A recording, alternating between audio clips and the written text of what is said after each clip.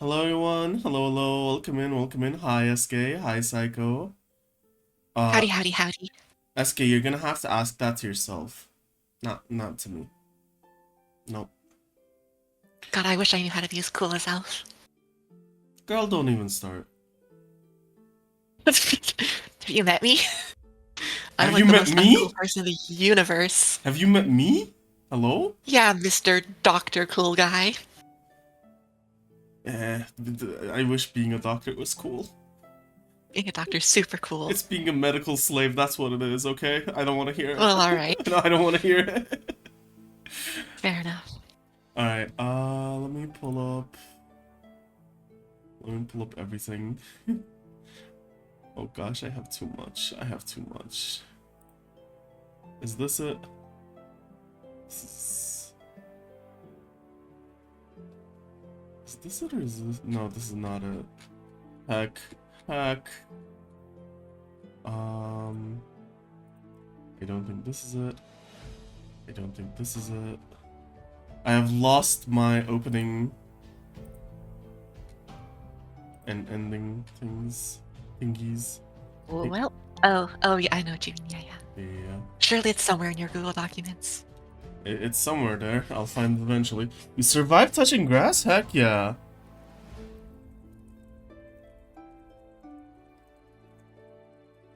So I keep all of my, I know, scripted stuff in actual pen and paper in a notebook. I should get a new notebook for the Yeah, I have too many campaign. docs. I have too many docs. Jesus fucking Christ.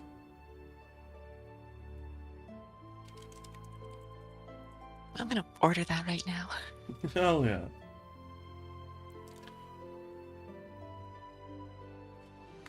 Oh.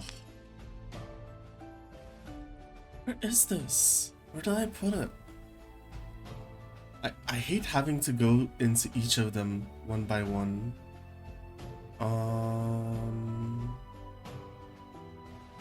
Is it here? Mayhaps? Oh, there we go. Found it. Alright. Welcome, travelers, to the Worldbuilders Lantern, where ideas spark, worlds ignite, and every tale lights the way. I'm Alf, and I'll be joined by my wonderful co-host, Kitsune, and we'll be guiding you through myths, maps, monsters, and mysteries. Each week, we gather around the flame to craft stories, build universes, and share the secrets of storytelling, from Dungeons & Dragons to original worlds beyond the veil. So grab your journal, light your lantern, and join us at the edge of imagination. The flame is lit, and the world is waiting. And I think for the first topic that I want to touch upon this week, because I had my cousin over this week, today actually, and I had him download over 100 maps from Champeku, because I downloaded like 100 something maps and I wasn't even halfway through, and we had D&D today. Funnily enough, it was online D&D. This very intelligent cousin of mine came to my home for D&D today. And I was like, No. yeah, I was like, hey, you came here already. Might as well have you do some work. So I had him sit down at the PC and go, download, rename, over 100 maps. Cool. And the main thing I want to start out with is maps versus theater of the mind. I think it's a fun topic. I've played both versions. I have DM'd both versions. Where I think our most recent session for our D&D campaign is Theater of the Mind, yeah? Wait, you mean last session or? Yeah, last session. Oh yeah, sorry. You said like first session, I think. I don't Oh, know, did maybe I I say misheard. first session? Oh gosh, I might have. No, it was probably my hearing. But yes, you're right. Assaulted by bandits on the road. Don't need to do like a whole map. That's just like a plains area, and Mm-hmm, mm-hmm. just need to ask like simple questions like, hey, can I just like shimmy up to the the guy? He's like right up to us, and like the answer is yes. All right, cool. Then start killing. Yep. And then Kill mode activate. stuff like entering the small village, where the village doesn't have a map of its own. It's mostly based on descriptions and your imagination. So Oh yeah, yeah. I'm someone who loves Theater of the Mind over actual visible maps. But, and this is a very big but, I am aware that actual maps are kinda really important, if you ask me. Especially if you're having like new people start the game. There's already so much going on. Like, D&D, I think it's easy to get into, but there's also a lot of information that you have to upkeep as a new player, basically. And how the map looks and where everyone is located being one of those informations that you just have to keep in your head can get very tiring very quickly, I think, unless you're used to it. I don't know.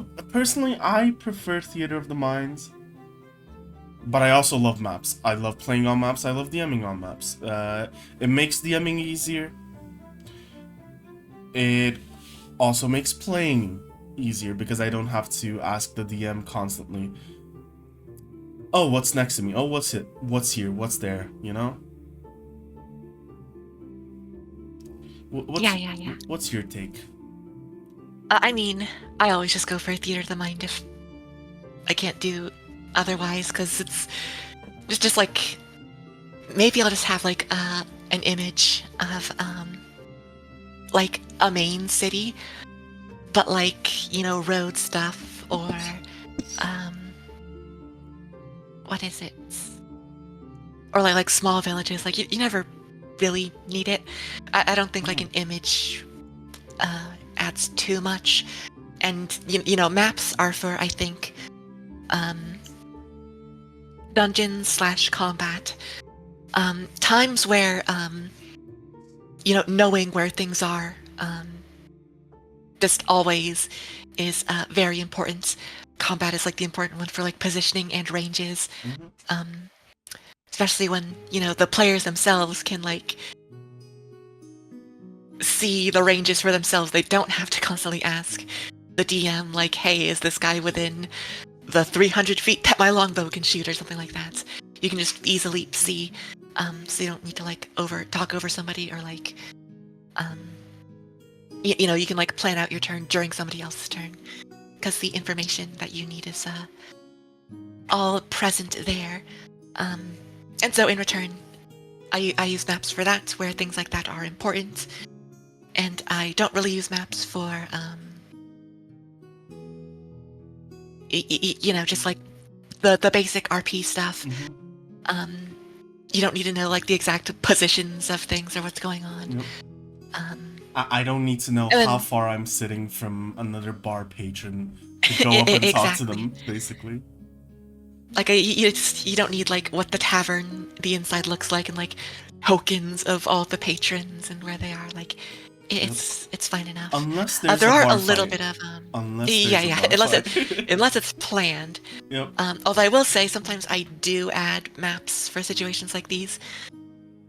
Not because I think they should be used, but I think I need to be ready, just in case. Obfuscate.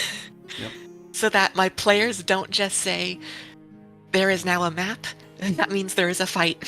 Oh, that's also very fair, yeah. I think I have a good way of circumventing that, because when we play, if there's like, for example, the guild hall, the map's always gonna be there, just to give you the idea of the first floor. But like, y'all know you aren't fighting in the guild hall unless you start the fight or someone starts a fight with you, right? And like, yeah, it makes it it makes it easier, but I genuinely do think it makes it worse at the same time, because this is also gonna go back to when I was a player, when I was Izart. My DM, we played Theater of the Mind. We never put in one map, and the fact that I have to imagine every place was so fun because I could genuinely put myself and my character in without being taken out of the story and being like, ooh, how many feats is from here to fight? It'd just be... I think it's also one of the upsides of playing Izart, which was like the longbow ranger, where I don't have to ask about range. I can reach. That's... Like, I can reach. I don't know what to tell you. You can't put it far away from me. And if it's that far enough where I can't reach, it can't reach me. So there's no combat going on. Yeah, what if you had what was it? Extend spell plus spell sniper plus Eldritch Spear, and you shot your cantrip Eldritch Blast. Anyways. Yeah, I think that's the only... Is that the only situation where it surpasses the longbow in reach? There's actually a lot of spells with like higher or like around the 300 range. It's like surprisingly, damn, this is like a pretty long-reaching spell. And then the sorcerer has extended spell, I believe. Yeah, but then it's the sorcerer who can like shoot that even farther, and then the warlock who can extend the reach of their Eldritch Blast as well, so that they can really shoot far. Once again, the marshals take another L. The answer is no. The marshals have it good here. They take 1 feet and they're like clean for 300 feet. That's also like, true. Yeah, you're right. If you watch the video I'm referencing, the point is like the person like did all this stuff, and then the comeback for the wizard who was getting shot was, what if I didn't spend several class advancement options and was like actually just a level 12 wizard instead of like splitting between so much stuff, and then he beats him, he just teleports away. Yep. A bit more on Theater of the Mind and maps. Yep. There are like so for me the general rule of thumb is like combat and dungeons, or like the more gamey parts of the game, and then is where you use maps, and then RP is where you can sort of let things flow a little bit freely, and then of course I commented earlier on having maps anyways, just so characters don't know every single time when they're going to be in combats. But there are two sort of fringe cases that come up every once in a while. The more common one is similar to your bandit situation. Small fights in like more open areas where it's like I guess I can draw the road, but that like doesn't really do much. Will just be like Theater of the Mind, It just doesn't really matter too much, and this really is just sort of like a filler combat, so there's like a little bit of something as you're going from place A to B. And I don't really do that a lot, but when I do it, it is like, we don't need a map. Honestly, when that happens, it's usually because like players are going to a place I wasn't expecting, and so I don't have like a map ready, or like don't have anything ready, so I need to like pass some fights there, so the session has some stuff, and a map there is somewhat irrelevant. And the other one, which is the other option where I was using maps and images for like RPs and setting the tone, is one of my IRL groups. I say one of my, it's like my IRL group. I have like one. One of the players actually has one of the, I don't know if I should call this like a condition or like disability. Yeah, doesn't sound right. But basically it is like more common than you think, but they cannot imagine things within their heads. Like they can't do like images in their head, like pictures and stuff. And so like Theater of the Mind only works when you can do it. Yeah, well, it works well enough, but like combat stuff, like you kind of really do need the map there, or else they need to constantly be asking where people are. But of course, they are like a little bit of a, I wouldn't say disadvantage, but a little bit like lacking just a little bit, unable to fully picture, uh, you know, the setting that things are taking place. So, I was playing a module with them, and I'll just like show them the images that was given me from the book. Like, you're in a city. This is what the city looks like. I would even show them like the map, with like the thing like, all right, you don't get to look too high on the map, so you don't like read where the things are, but like you do get like to look at like what the whole city would look like. Yeah. And then I would even like for some of the things that don't have like in-depth images, I would draw the map, because for my in-person group, we have like a table map that's just a grid that you can draw on with wet erase markers. And I would also like draw on graph paper just like side views of like the city, or what the city would look like. You know me, you know I like drawing scenery. It's like the thing I like drawing the most, 'cause I fucking hate drawing people. That's fair. But yeah, so I would just like draw like what the city would look like from like a hillside, and then like present that, and sort of like have that on the table while like my players were at like the main city. Yeah, speaking of that, I think I heard about this somewhere. I don't... It was a YouTube video. I didn't really do any research on this, but I'm pretty sure I heard that a good percentage of people can't even imagine colors when they're imagining. Yeah. And then a good percentage of people also can't just imagine shapes and visualize stuff in their head, which to me was very shocking when I first heard about it, because for me, like when I'm reading a book, it plays out in my head like I'm watching a movie. Yeah, same here. And like when I first heard about that, I was like, this is gonna sound so stupid, but my first idea was, how are they ever gonna play D&D? How's that gonna work? How do they read books? How do they enjoy it? Because you don't need the visuals. If you're a good DM, the tone you set with how you describe things are good enough. So like to go on with that player, they were a paladin, and they were the great weapon wielding paladin. So they hit things really hard, and I just made sure that like when they killed something, it looked cool. Like I would really go into the descriptions, that even if they couldn't visualize it, like similar to reading a book, the words themselves paint the picture. Because I know it's weird, and this is sort of the reason why this like a lot of people like don't know about this. For some people, like it's good enough. Like you're not at like a disadvantage in life just because you can't visualize things in your head. Not at all. It's just things are slightly different, and like the words that are presented to them just stick in their mind more than actual visual, because they can't do visuals in their head, and that's what quote unquote paints the picture. Similar to listening to a story or reading a book.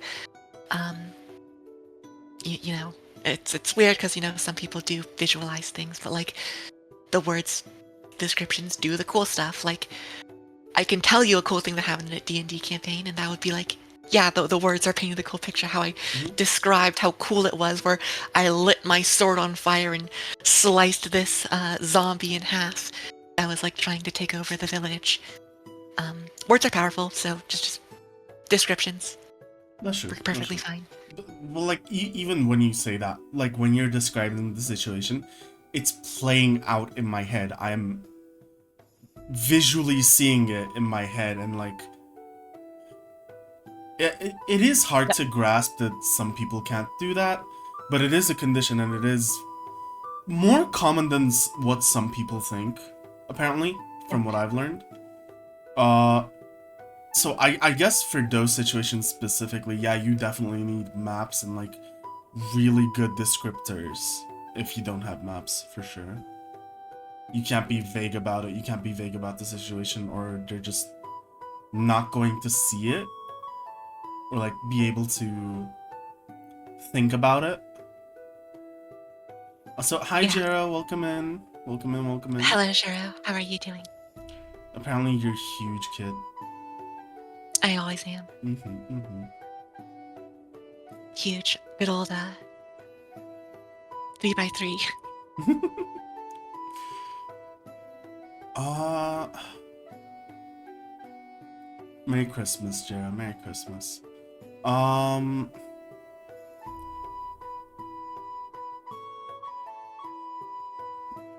Alf, you should make Kit 3 times your size in the overlay. Yeah, you're only medium. Like a That's true. loser. That's true. I'm only Dude, I medium. have increased reach, increased AoE centered on me. I'm so good. As a paladin, I'm amazing. Oh yeah. I'm just a elf. I don't know what to tell you. Just Yeah. good old medium, you know. I mean, I'm still just a kitsune, but I'm a fat one, so.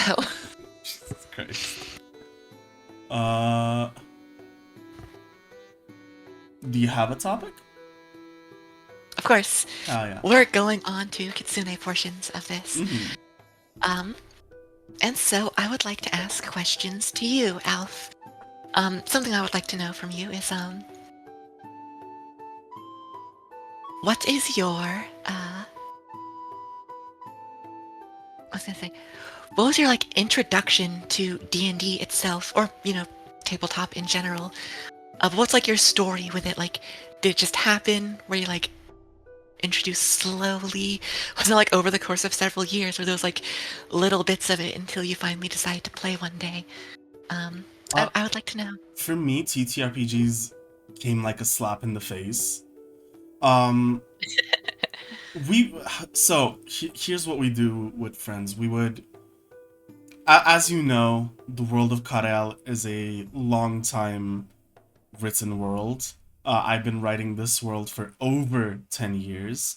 Everything that happens, the portion that you guys didn't get to play, that is basically the history of the world, is something that me and my friends played without any system. Cause I knew D&D existed. I didn't know what D&D was. And I would hear about Critical Role, and I'd be like, oh, that looks fun, but it also looks very complicated. And then Dimension 20 happened. Ooh, The first alright. Fantasy High season is my introduction into D&D. And when I watched that, I told my friends, hey, let's try playing this in D&D. And this is like the starts of the world of Karael. This is like the base world Yggdrasil, which is something you all will never get to see because it was destroyed due to stuff happening. Turning into the material plane, becoming the world of Karael. We played that in D&D for the first time. It was my first time DMing. I had no idea what I was doing. My friends had basically no idea how to play it. We just created our characters on D&D Beyond. None of the modules were bought, so we were playing on the free version. Every character was like the free base rules stuff. And even doing that, okay, my first experience as a DM was, I'm so sorry for my players still, because I had no idea how to select creatures for them to fight, and I would be like, oh, this looks like a fun creature. I take like a low CR creature and I'd be like, oh, let's buff it up. And then my characters are like, what, level, I want to say 3 or 5. That was where we started, because I was like, oh no, you all should get your subclasses, they look fun. And then the first creature I put against them, 19 AC, 200 HP, this giant boss, the first time they went dungeon delving, and I was like, Oh, that was not a good idea.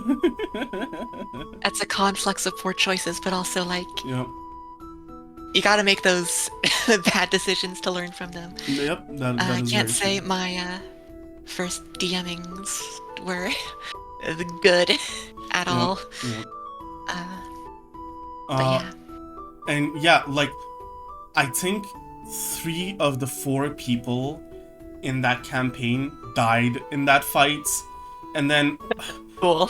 yeah, we just went, no, you're resurrected now, you're fine. And one of the players was playing a cleric, and they were like, I'm not really feeling cleric during this resurrection. Can I like change classes? I was like, hell yeah, let's make you. Do you want to be a Sure. paladin now? And he was like, yeah, that sounds cool. I feel like my character could turn into a paladin after that fight. And we were like, hell yeah, you're a paladin now. And then we wrote some stuff to that. Uh, by the way, this is how flexible I was with the rules of D&D because I had no idea what D&D was. Uh, he was like, oh, I want to use channel divinity. I was like, sure, what do you do? I want to throw a giant fireball with my channel divinity. And I was like, I mean, your god's helping you, I think. I don't see why that wouldn't work. So I had them roll for it. And they rolled a nat 1, so a little fireball fell at their feet, burning them, which was like really fun. Sure. Yeah. That's how Like, it works. The rules are just guidelines. It's just D&D's and most tabletop RPGs, unless you want really crunchy ones. It's just playing pretend. yeah, The basically. rules don't matter. Just do what Uh, you want. and then I was in uni during this. I had a really good friend, still a really good friend, and my DM that I talk about all the time, Umut. I was just explaining how I ran D&D, and he was like, "Hey, I've been playing D&D since like 3.5. Um, do you want me to DM for you?" And I was like, "Is that even a question? Fuck yeah!"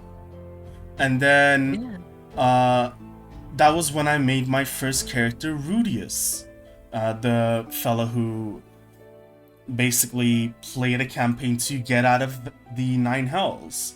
Uh, and then that didn't go on for too long because we were playing with another friend, and the other friend wasn't really interested in D&D, didn't really have fun.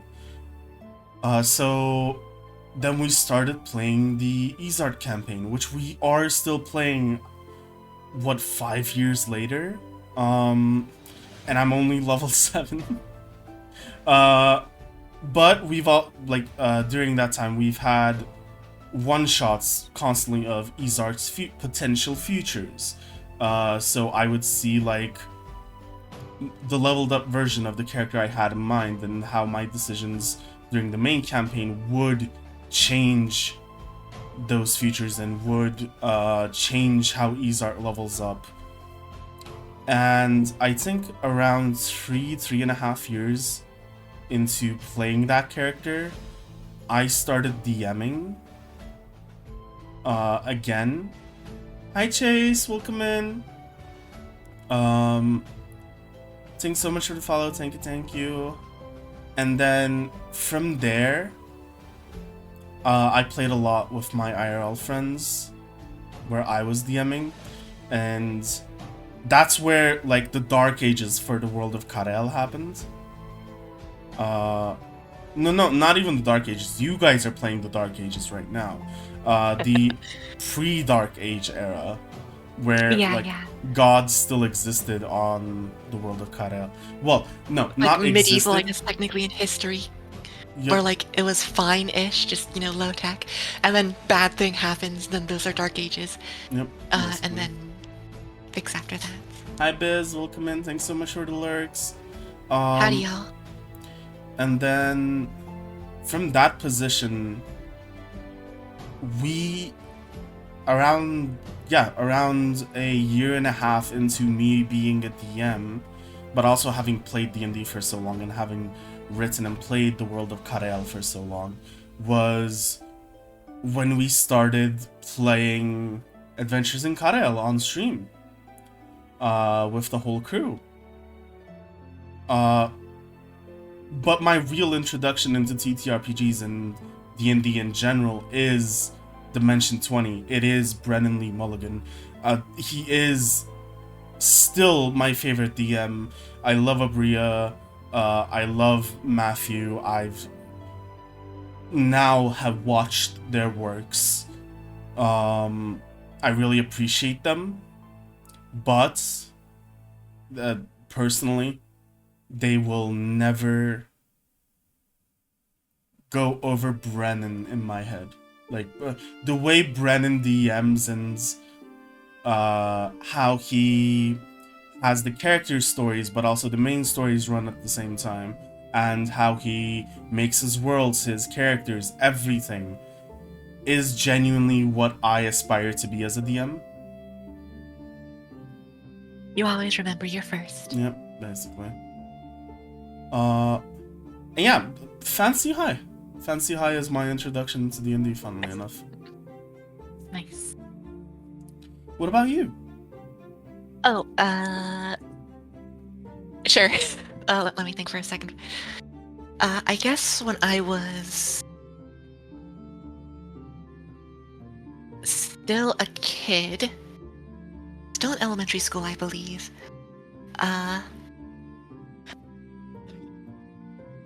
my father, who was big into Dungeons and Dragons when he was growing up. I actually don't know the age range. I always assumed around the teen-ish or tween-ish years, but actually I have no clue. Mm-hmm. But he played a lot of I think it was original first and second edition. But I think it was mostly original. I believe he constantly talks about back in my day it was still called chainmail and the whatnots. So he played some 4th edition. He didn't like it. It didn't go super well. I enjoyed it. It was fun, but I was just playing with my father and my brother in that, and you know, it's not super interesting. I'm still just a kid. I would rather be on my DS, watching cartoons. But it was fun the few times it happens, and for whatever reason, another friend was over and we played with him, and it was really fun with them. That's just those are just I don't have super oh, mind blowing this shaped my perception childhood memories. It's just back in the day, my father tried to get into 4th edition with me and my brother. Didn't go super well. But what matters is he impulse bought a whole bunch of figures, so those were around the house. And very importantly, the books. And very, very importantly, the monster manuals, which are the big ones. Because as I was just growing up, even if it wasn't constant, it was never I was always doing it and always wanted to go play D&D. But it was always just cool to, if I was bored one day, to look through our library and pull out the 3 monster manuals and look through them from I don't know if it was called CR at the time, but you know, difficulty, going from top to bottom, just looking at these cool named figures and read about them. And that's sort of what sparked the interest in it, as well as the greatest book of all time. It really isn't, but you know, it was my favorite that I owned. The 4th edition Manual of the Planes was shaped everything that I like about D&D, basically, and you know, how I like to play it and the stories I like to tell. Shout out to Planescape. Best I don't know, world, I guess. Funny thing about Planescape is the Manual of Planes is not Planescape. It just takes the more universal concepts of Planescapes and then just, you know, says hey, you can put this into all of your worlds, because it doesn't do the outer plane stuff, because it's very specific, and be wait, I go to where when I die? Kind of muddles up a lot of settings just because of how specific it is. I like it so much that I still don't know, there's half of me that for the campaign I'm building up right now, What if I just been like, you guys just want to play in Planescape? Planescape's really fun. It I is. have the books. I read through all of them so many times. It genuinely is one of the best, in my opinion, as well, settings for D&D, where it's fun. It's just fun.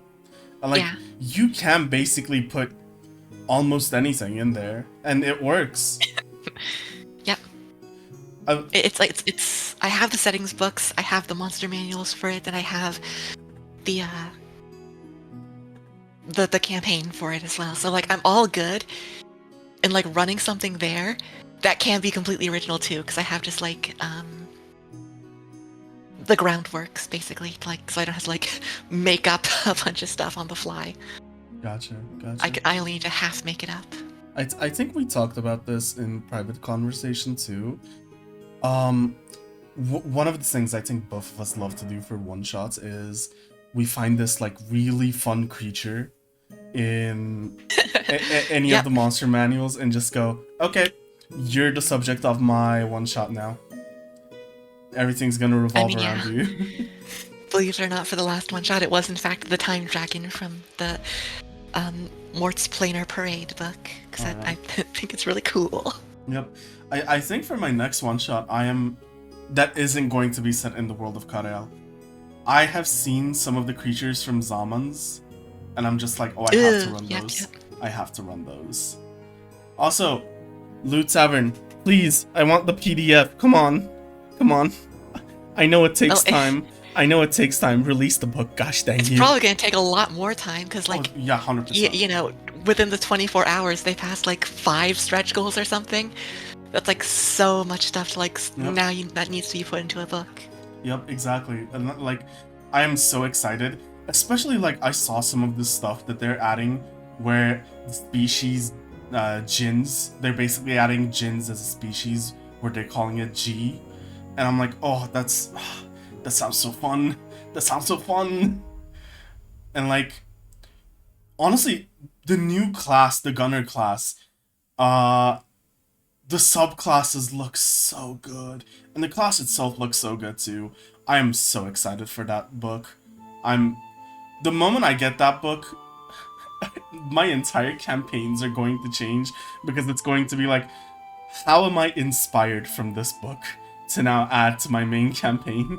I mean, that's just how it always works. Whenever you read a new book. Yep. I don't know. It genuinely is. Like, Heliana's, for example. For those who watched Adventures in Karael, the slimes, the kind of dice-shaped slimes that we were facing in Adventures in Karael, those are from Heliana's Guide to Monster Hunting. Because I thought, oh, ooze? New ooze? I love ooze. Ooh, these look fun. Oh, these look scary. Let me add these. I can add these in a fun way.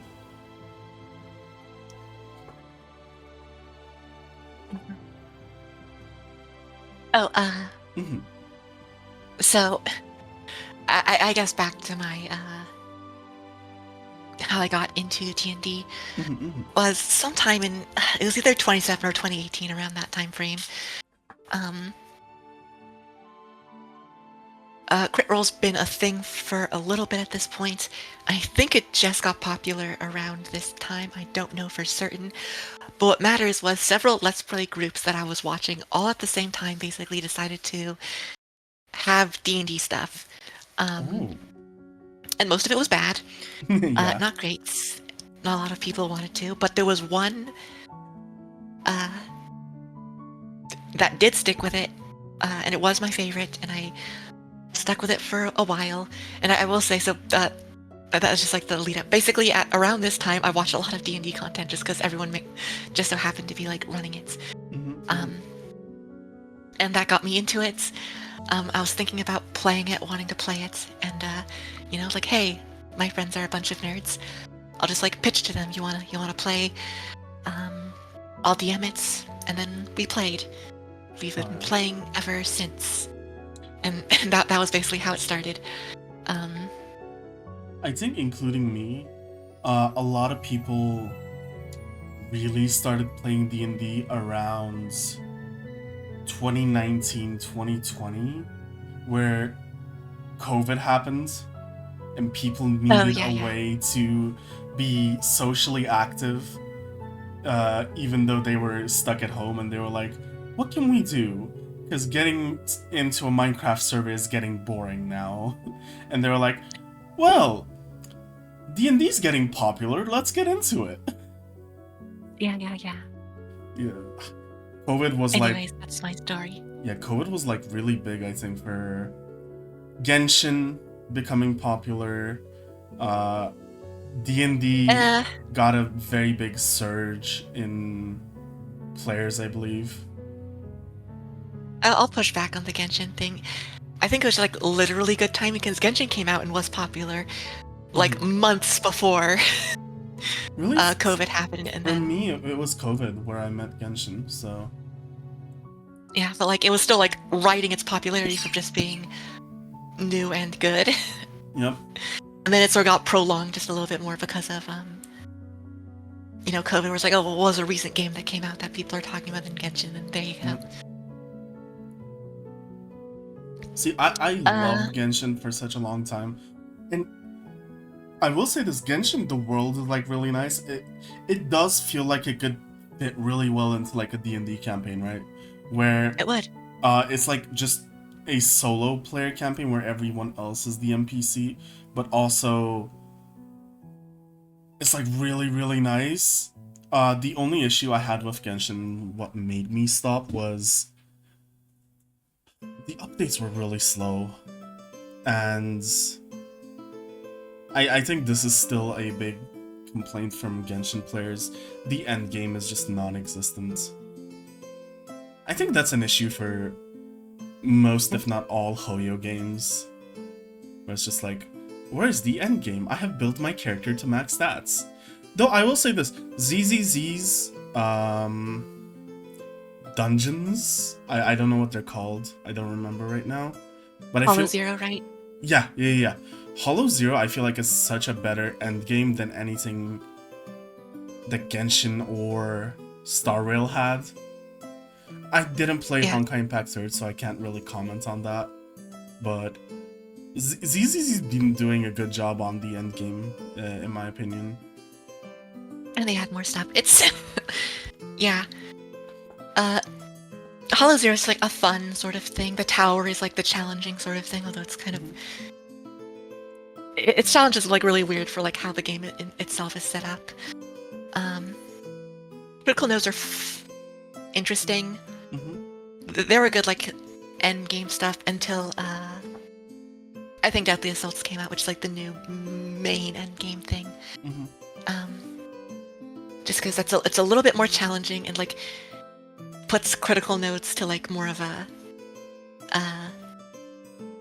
higher standards, basically. Because critical nodes is like challenging fights. You have to be fast with it, and you need 2 different teams. Yep. Whereas Deadly Assault, it's like 3 different teams. It's not really about being fast. It's about like doing damage and fulfilling conditions, where things can be super difficult. Like I fucking hate the you know what I mean? It's the red mech boss in Deadly Assault. Gotcha. Because that's like it's built for Sandby, Yes, it is. but you gotta like play Sandby really, really good in order to do well. And if like it's really difficult if you're just like not locked in. See, the issue is I don't have it. I don't have the character, so I'm just like, I don't know how to do All right, this. you don't need it for Sandby. It's just like it was made It's just to like better. get It's good just at better. Sandby. Yeah, it's just better with Sandy. Just because like everything, like almost all of its attacks are red attacks, so you can't like parry it. You have to dodge counter it, and Sandby just goes plus off of dodge counters, and because of that, you just like it's good just have Sandby on the team, just like being the point character to dodge all the attacks, and then just deal out lots of damage. So you have to be on that, but then there's like the attack patterns are also really difficult to dodge because like they're super varied, which is like a skill issue. But also the important points bonus is to parry the one parry attack it has, and like I'm just never ready for it because I'm like dodging every attack, and suddenly I see like the yellow attack. I'm like, oh shit, but like I just dodge it because I'm conditioned. And I don't get the parry and I miss out on the points. Okay, this is gonna sound funny, but I do think Hoyo has the base DM problem, where the start of the campaign, amazing, the story, beautiful, everything written so well. 2 years passes, story, garbage. How did we get here? What is this new world? I don't like it. Get me out. So Funny. Hoyo's like Yeah. a genuine DM when I think about it like that. That's like they have the base DM issues where it's like long-term campaign. I don't know that. Run the one shot. Yeah. Oh, so that's basically me. Mhm. What else question I had? So I guess I'll like follow up on your little story you had. So you, after watching a bit of Fantasy High, Mhm. you DM'd first, was it, for your friends? Yes. Yes. And then it was And then I got to later play. you I got to got to actually play them. D&D and learn D&D. An Yeah. old school. So I guess I'll ask DM or player? Which one would you rather be? Realistically, I love playing the game. I would rather be a player, right? But the biggest issue is, if I'm a player, I gotta find the DM. And I love D&D too much to wait to find the DM. So I would rather be a DM and play D&D than not play D&D and wait for my DM to write stuff. That being said, I talked about this too. I love being a DM.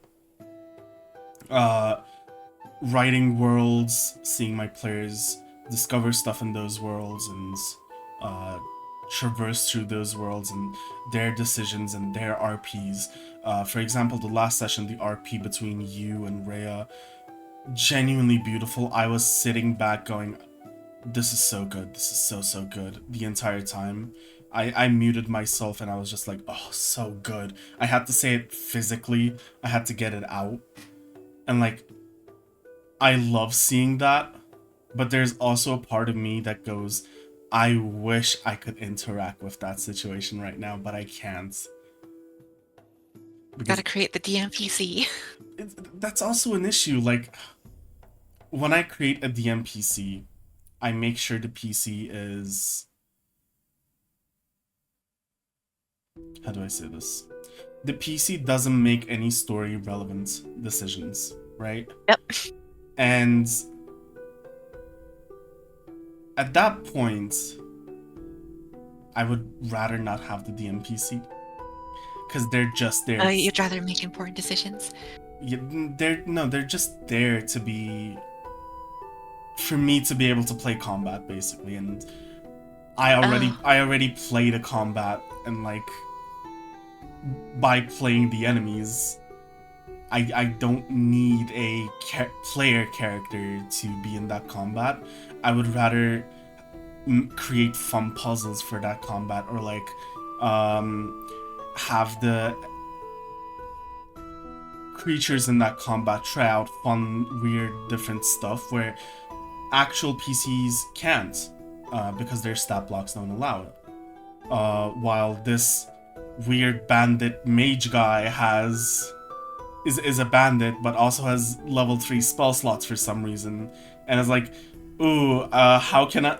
And like, Rhea's a new character, and so is Rune, so I was like, how can I scare them into thinking this fight is going to go on longer and that they need to, you know, maybe run away, or find another way out of the situation, and then you break the concentration of the wizard bandit, and now the whole fun thing is gone. But hey, at least I tried. You can only scare Rhea with it. Yeah. Because she thinks she's always going to die at a moment's notice. Every other player I've ever played with, when they are like, oh, this looks like it's tough, sometimes they'll be like, guess we gotta re-strategize about how we want to kill it. Yep. And most of the time it just goes, guess we gotta hit harder. And they'll Yep. just keep going. For me, when I'm playing as a player, I like to find fun ways in potential combat situations to get out of the combat situation before the combat has ever even started. Oh yeah. Even if I made a combat character, right? Even if I made a character that's good in combat, I like the RP aspect the most for D&D, and I would rather RP my way through a campaign. If I can't and we need to fight, fuck yes, we're gonna throw hands and I'm ready for it. But it's also so much fun to be like, for example, Izard and his party are going through the forest. An owlbear comes across them. Izard doesn't know what an owlbear is. None of his party members do. And I'm a new player at the time, so I don't even know how strong owlbears are. And I'm just like, we have meat on us. Let me lure the owlbear away, because Izard has insane movements. Because multi-class rogue and Misty Step. So I'm just like, I just lead the owlbear away with the food, and basically my party goes through that quote-unquote encounter without having to do combat. Which was, for me, that's one of my most memorable RP getting out of combat moments. Because it was fun, and it made me think. But then again, like, Izard also, a couple sessions later, did just summon a demon accidentally, and Sure. did have to fight and Happens. run away. Yeah. I like combat, but...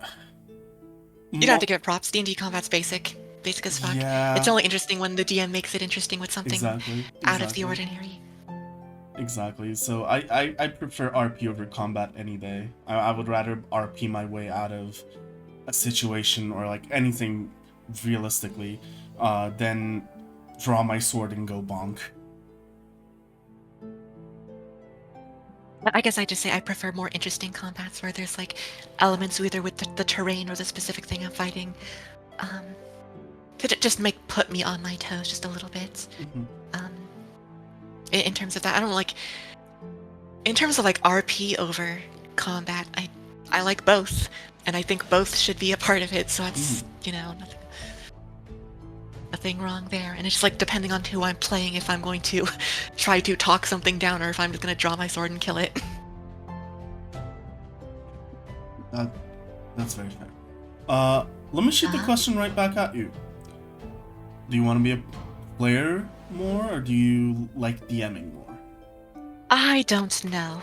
At the end of the day, I think I just think I like both. Both offer good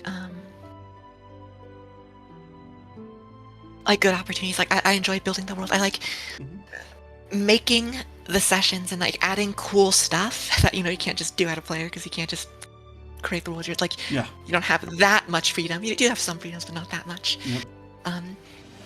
And then like creating like the cool story together with my players that like where cool stuff can happen. I enjoy that the most. Bouncing off my players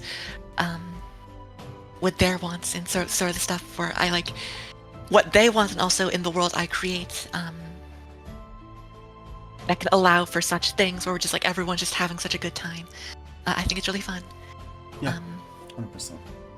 There's just like a whole lot of elements that like if I'm the DM, it has to be in my session. I don't have to like hope that the DM do it or like really force my player character backstory to like have that in. I can just be like, I'm the DM, baby. I want planar travel and sky-ships. Yep. That shit is tight. Yep. Playing is fun too because obviously I enjoy like mechanics as much as I love DMing it. I love talking with things. I love exploring other people's world because it's a mystery to me. I didn't build it, so I could like discover it, and you just miss that if you're the DM. Yep. Um, It's and two there's different so much sides stuff. of a very beautiful coin, genuinely. Because, Yep. like, being a player and discovering stuff is awesome. Learning about this new world, interacting with these uh, people who live in that world, and learning how they live in that world and what they're doing is genuinely so fun. But also on the other side, creating that world is so fun, and seeing other players enjoy adventuring and finding out stuff about that world is it's also very beautiful. It's genuinely very beautiful. Yeah. And I guess I'm sort of like over it now, just because of the length of time. At one point, I would say there was I would rather be a player because I do enjoy playing. I do want to have the character, and I just kind of lost hope for it. As in, I don't have that game where I'm the player. Um, for you, I don't have my Ezark. Like, if you're talking to me, like, I've played in a couple of games. I've played in a good amount. I've DM'd a lot more, but like the games just weren't good enough, I suppose. Just because I don't know a lot of DMs, because it's either me or someone wants to DM for the first time, and you know they're still learning, and there's some troubles along the way, and they don't last super long. But I've yet to get that like satisfying character. So I don't like have like a character to like go off like, yes, that's like my character, like they completed their quest, they did something cool. Never really happened. I want that to happen because you know you talk about Ezark a lot. Rune talks about his dude a lot. But I just never got like the Kit character. Hey, hopefully I'll be able to make Maisha into a memorable character for you, and have her story be fun and exciting and something to remember in the world of Karael. And hopefully for the summer campaign, the character you create then I'll be able to give a similar feeling as well. But yeah, who knows? That's always the hope, but Yep. I don't hope for it, honestly. Nothing on you. It's just Well, we talked about I am playing still D&D basically for a new DM. Yeah, so for 8ish, 9ish years. Yeah. And just like never getting that. So I think it's just like it's whatever. I just make characters. I don't mind if they like die or not. Or if like the things just don't get completed just because, you know, they don't. So the hope is like personally I do want like a good campaign to play as a player, but considering like how it's like that's just like the hoping for like a really good DM and a really good players to play with and a really good campaign. Which is to say like I can't even do that as a DM myself all the time. So it's just it's even. I go either way, DMing or playing. I guess like the needle onto which it points to would just be how much time I have. If I don't have time to like do stuff, I don't want to DM because that just I can't make it good. I just don't have the time to. Whereas if I'm a player, it's not my problem. There's still some amount of time I need to think about my character, how they would want to do things, but like way easier, way simpler than DMing. Okay. That's sort of like where my needle points to in terms of if I would rather DM or play at any given moment. Gotcha. Yeah, I don't know. I guess I'm more surprised that in those 9 years you've been playing, you didn't get that character, which was like the character that you think about. To be fair, In my main group of DMs or players, I would only count 2 of them that are sufficient at DMing. One of them, they just don't have the time. It was basically like a small one, and they're not like I wouldn't say like so good, amazing, heighten them up, but like they could do it from beginning to end. And there was like no, like, you know, they weren't bad, basically, like things that just like took me straight out of it with like really bad DMing. They were good, and I enjoyed their honesty. One of my favorite things that, like, honestly, despite technically this being like a bad thing, what like shot them forwards as like um one of the better DMs I've ever played with, Mm-hmm. was that we were doing a module, Yeah. and I did an idea, like sort of sneak around things to do it, and the DM was honest with me and said, that is not in the module, and I don't know how that would work out. So we just played it like instead of like roles, or like if the person would ever, because I'm like trying to see if like this worker knew anything by like pretending to be a part of this sort of evil group. I thaumaturged a tattoo that they all had onto myself and like showed it. So rather than like rolling to see if the worker was a part of that group, or if like they saw through it, it was just played off by you know, the worker didn't, you know, he just didn't know the tattoo. He was just a regular guy. But it was still, I respect like not having the downward spiral of not knowing what to do, because a lot of campaigns end and start becoming really, really poorly because of like a downward spiral of bad ideas and unknowing of how to progress a certain situation. I respect that I don't know, and then just being like the outright like there is no role because we're just gonna play it like 100%. He's not a part of the group, so he wouldn't know. And it wasn't just like a magical you know, forced die roll. It was in setting, in character, in the world. Like it makes sense that not like that this yard worker isn't just a part of this secret underground group. But I respect that, and everything else was fine, and it was fun. But we died early, and that was the end of it. And he got busy, so Gotcha. I think the couldn't believe. best DMing I've done, periods, is I'd have to say Golden Vault. Yeah. Genuinely. Hold on to that actually, Yeah, because go ahead. I do have a question about that. Or that would go to another thing I was going to ask. Okay. But there was one more, because I said there was two DMs that I think are good. The other one wasn't like a part of this. Like they sort of joined later on, played a little bit, and then started DMing. They're good. I cannot say they're bad, but I just don't jive with their DM style, so I can't enjoy myself as a full. It's just, you know, desyncrasies with the player and the DM. I do join sessions where they are DMing when I can. Things were super busy, so I had to like stop one of his campaigns. Sadly, I had to leave because it was just too busy. And then the funny thing is, we played on Fridays, and then I met you guys. Yep. Had fun. We play on Fridays now, so when he starts new stuff, it's like the date's Friday. So I just like, whoops, unfortunate. Yep. Although I didn't realize apparently they moved it to Wednesdays, which I was like, darn, I could have joined it, which I'm not going to actually join. Now that's too much D&D. Like, Fair.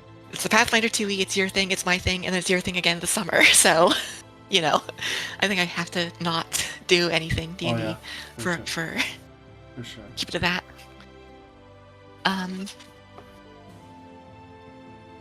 Other thing. But yeah, sorry, that's just like continuing in like, yeah, in my 9 years, no one was a good DM. I don't know, some players prioritize different things. The 2E guy, the Pathfinder 2E guy, is a bit more mechanical and just isn't really super good in terms of like RP and setting the scene really, and that's fine. um, but it just sort of takes away from an aspect of uh, tabletop RPGs. Um, the other one of my, and that was like, he's one of my best players, so that's how it is. The other one, which is one of my best players, is he's really freaking terrible at improv. Gotcha. So if anything strays from anything pre-written, the campaign just goes horribly. Gotcha. So that's where it goes. And then I play every once in a while with somebody who wants to pick up the mantle, and then things go poorly. Fair, very fair. Yeah, being a player and being a DM are two very different skills. Yeah. And you can be an amazing player, but a bad DM. Which I feel like is still where I'm at right now. I feel like I'm a decent player. Not a great DM. Still learning a lot of stuff. Learning not to get kinda too married to what I've written. Improv and, move the story according to player decisions is... It takes a certain skill. My DM Umut definitely has that skill.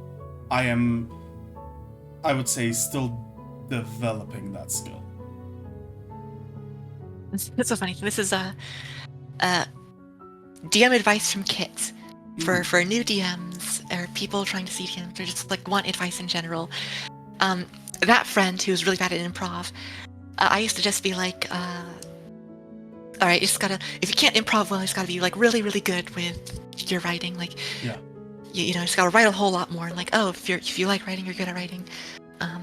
That can sort of balance it out, like the lack of improv. I'm not gonna sugarcoat it anymore. I'm sorry to say. You need to know how to do improv. It doesn't need to be good outright. Yes. But if you want to DM, you gotta be able to do it. Which is say, if you're not good at improv, then a way to step up your DMing is to try and get better at it. Whether it's like actually taking classes or just like advice cues from the various D&D podcasts that exist throughout the universe. Yes. I feel like, but I can no longer say like improv for you can player too. Yeah. Oh, well, depends, but yeah. Well, I can get onto that, but it's basically like I can no longer like say with a straight face. You can like circumvent like improv with more writing, more options that you already have pre-written in your mind. Because no, the answer is not. If anything, it kind of makes it worse. Because now you have so many set paths that you want to like put players on. It makes you a bit more railroady with player decisions. I'm not going to sugarcoat it.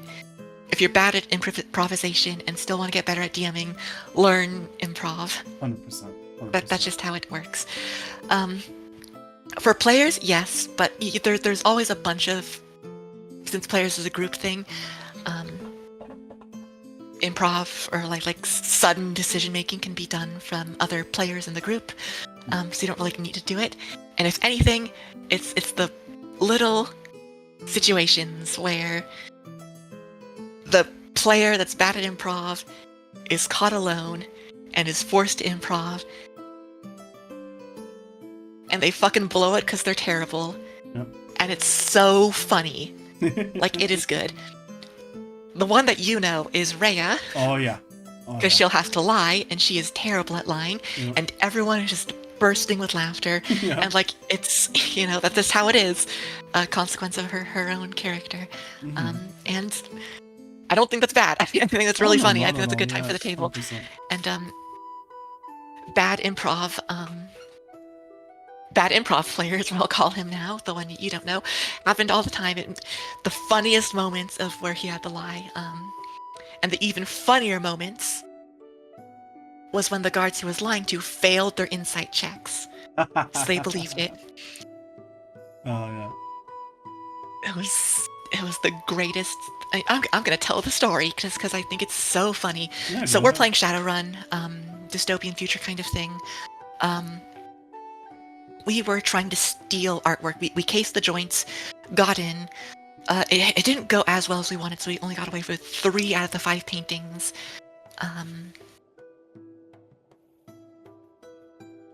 But we got out. But of course, alarms were raised, so the police were around.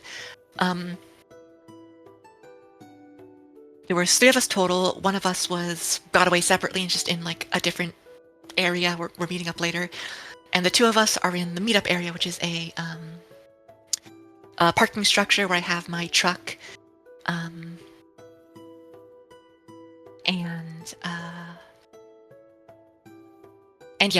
2 of us are there. So we hear policemen walking in with flashlights. Mm-hmm.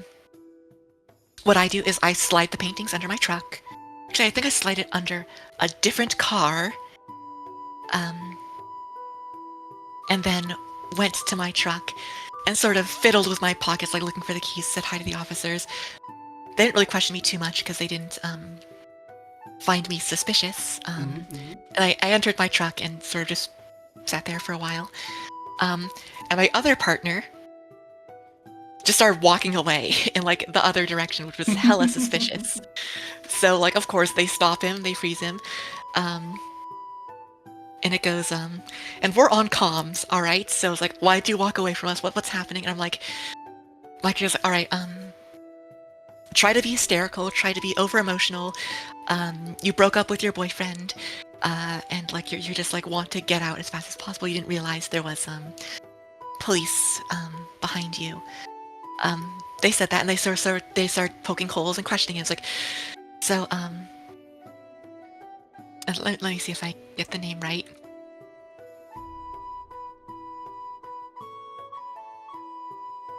Yeah, there we go. The classic. So it was like, okay, so what's the name of your boyfriend? And her reply was George Harrison. And the other cop replies, the Beatle? And her reply was, yes. And so one of them passed the inside check, but the other one failed and just goes, oh yeah, same. I was also really distraught when I heard that George Harrison died. And so there's like utter confusion. It's like, oh yeah, and so they're talking to that cop, and like the other cop is just kind of confused and like out of confusion, like, all right, well, have a good day, maybe like listen to some albums, George Harrison will always be with you in your heart. And then they got away. That's amazing. Anyways, my character just assumed they got a brain aneurysm at that exact moment because what she was hearing was completely crazy. Fair, very fair. Yep. No, that's amazing. I think it's fine. Bad improv for a player is fine because it's funny. That's true. Fair, yeah. Anyways, so the thing I want to, you were talking about golden vaults. Yes. And so what I wanted to ask was just a little bit over it. As a DM, as someone who has DM'd quite a bit, modules or homebrew? Okay, so for me,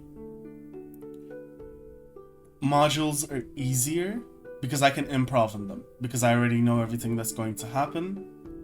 I know where the story is meant to go, I know where I'm supposed to lead the story, and it's easier to improv in modules as a DM. Homebrew, everything is up to you. Every single thing. Which is, especially for a new DM, very much information overload that you have to be on a constant upkeep of. And hey, as we talked about, hi, new DM here, hello, hi. It definitely is harder, 100%. It is... I don't know which one I prefer. I feel like I've done better DMing in modules because the improv is easier for me there. But I feel like the stories I've want to tell are homebrew, which kind of puts me in a bind.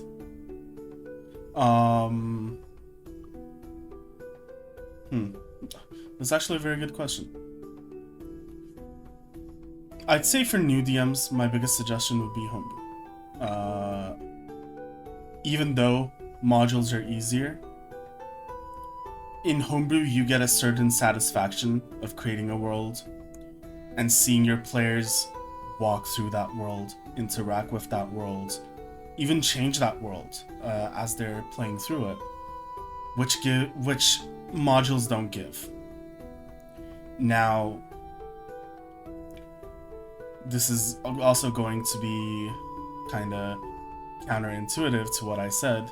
I don't think new DMs should be running homebrew worlds, even though the satisfaction of a homebrew world is higher, because I feel like new DMs should learn to DM first.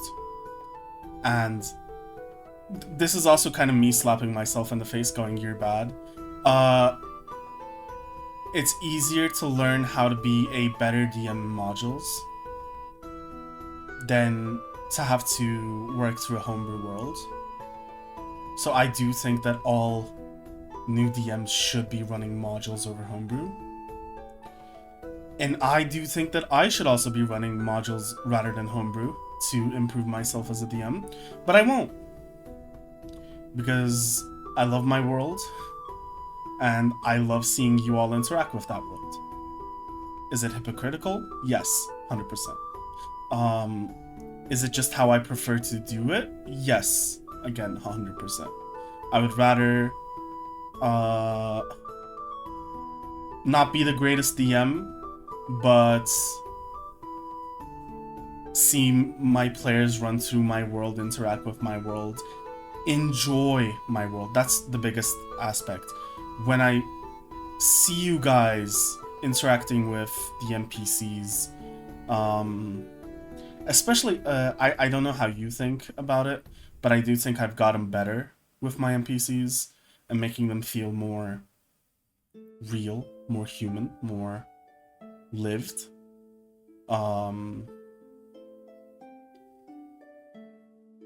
As I've gotten better, I've enjoyed your interactions a lot more. So I will keep on running homebrew. Because it also kind of forces me to become better, because I have to become better if I want to give you the satisfaction that we talked about of you going, oh hey, you had your Izart, Maisha is my Izart. I enjoyed playing Maisha to the same way you enjoyed playing Izart, and I don't think I can give you that enjoyment in a module, because first of all, a lot of people know the modules already, right? And like have played through them. And even if it's a new DM running it, the story's set. The ending may change a little bit here and there, and the way you get to that ending will change 100%. But at the end of the day, the story's there. And if I want to give you the satisfaction of the character, I have to give you a story that no one else has ever seen before. Now, is this egotistical? Yes. Is my thought process egotistical? I do think so. Do I think it's the right thought process? Yes. Which is why I'm going to stick to my guns. But also, as I said before, for any new DM, run a couple modules before your homebrew. I know you're excited about this brand new world that you've created. Nothing like ever before. Lord of the Rings at all. Not like that at all. But to be able to run that world realistically, and be a good DM, you're gonna have to learn how to be a good DM first and not run that world. Now, am I listening to my own advice, as I talked about before? Fuck no. Why? Ego. I have no other explanation to that, but ego.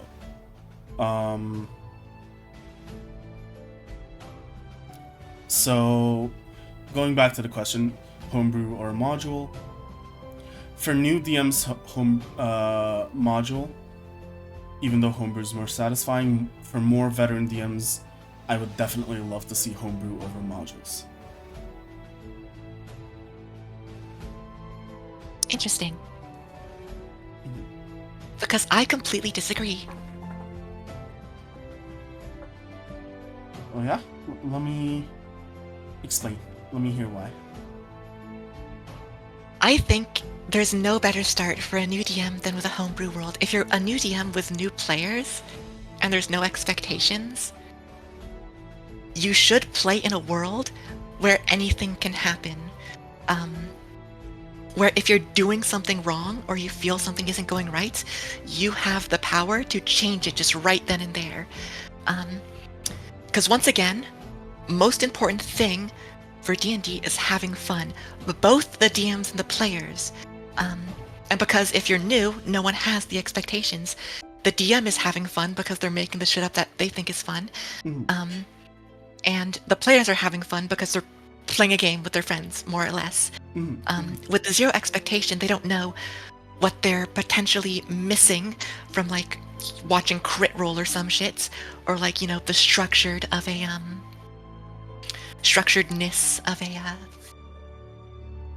of a module. Mm-hmm. But as a new DM, the openness that a homebrew world allows you to have is really good, and you don't have to be writing everything in such detail like you do.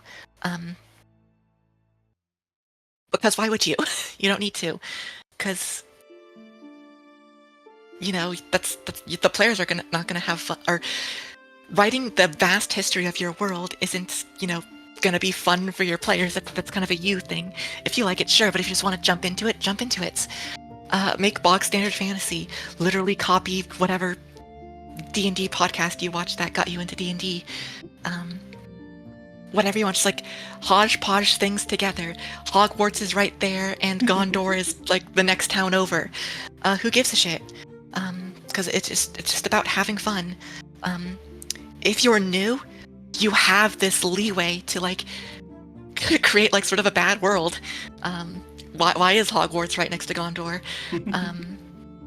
Because the new players as well aren't like fixating on these sort of inconsistencies in the lore. They're busy having fun with this character and exploring this world that you created, even if you are making it up on the fly. Mm-hmm. Why are these Balors in this cave right now that's attacking you to just destroy this entire caravan that blew up like your entire side quest? Because I thought it would be fun. Why was there a passage to the Shadowfell in this random cave? Because I think the Shadowfell is sick as fuck, dude. I like the planes, alright? If you're in a kit campaign, you're gonna be visiting different planes. Deal with it, loser. Just make it up. I will kind of interrupt you there. Now, if the players are also new, I do agree. Have fun. Do whatever's the most fun, 100%. That is the only correct choice when playing D&D. But I'm talking about you're a new DM, and your players are experienced. And they are going to see the cracks in the world building. That's still fine. If you're a veteran player with like the foreknowledge that you're playing with a new DM, you just don't care about that. Like, if you're going off on a new DM about like inconsistencies within the world, why are you playing with a new DM in the first place? That is very fair. Like, you just like tone it down. Like, you're a new DM. Yes. And, you know, there's limitations in your world. But as me and Sean say, like, that's fine. We're veteran players. We can create characters within these limitations. It's fine for us because we know what we're doing. It's similar to that. Like, a veteran player that just wants to play with their new DM because the new DM's their friend. They're willing to just like turn their brains off and play a, you know, like just like enjoy the vibes, you know, just like you're an adventurer group, you're studying an adventure Hogwarts, and Gondor has called for aid, and you need to go there and save their ass. Hell yeah, you put on your enchanted armor that you've gotten, and you're ready to kick some ass. Like,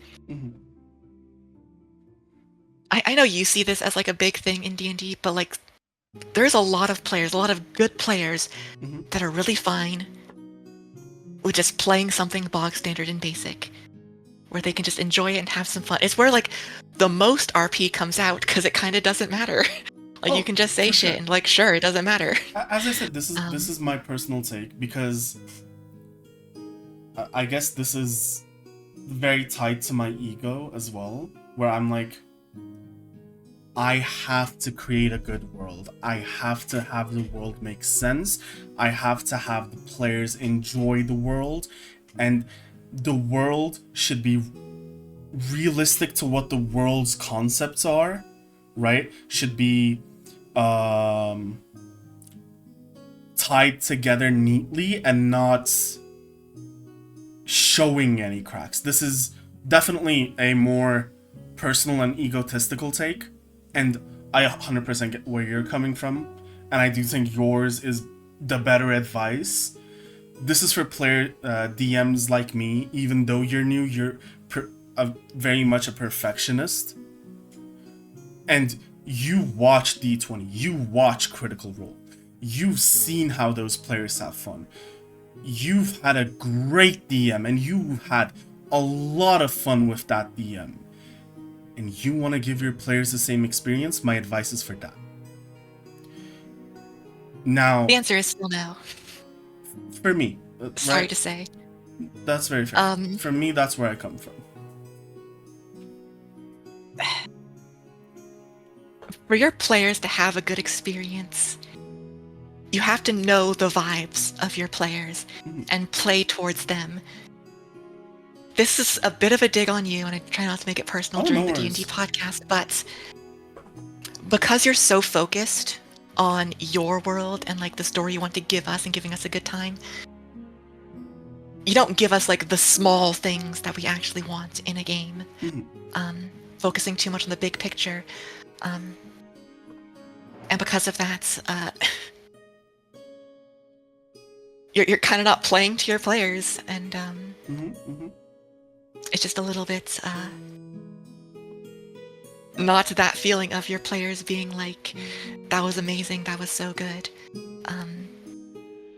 I'm able to do that because I can moderate my expectations. Like, the way that Kit just wants to play a game, like on average, is like so not how you would ever DM, but that's fine because that's like so specific.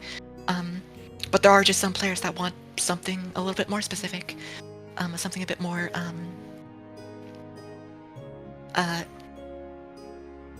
small, that ends up getting lost in sort of the weeds of this sort of large scale thing you have planned.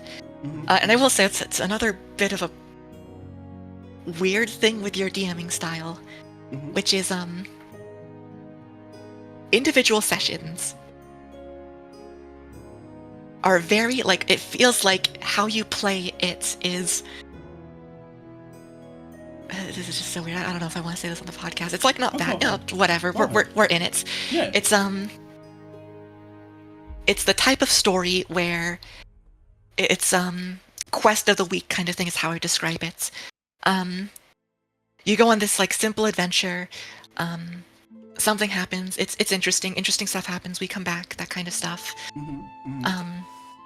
A very simple way of playing Dungeons and Dragons, which is fun, and still a very valid way. It's how I like to DM most of my games. And I think that's like what you gravitate towards too, in terms of what happens over the course of a session, or what, like, how you play it.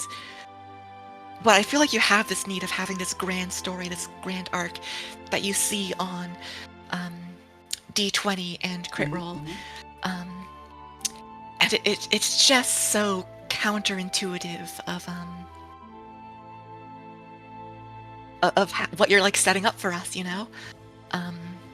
like I've said this before, but like we've had like 2 quote unquote arcs, like, you know, just 2 major quests, kind of take several sessions, but they don't really have any payoffs to it because that both of them were just set off ups for this big thing you have planned.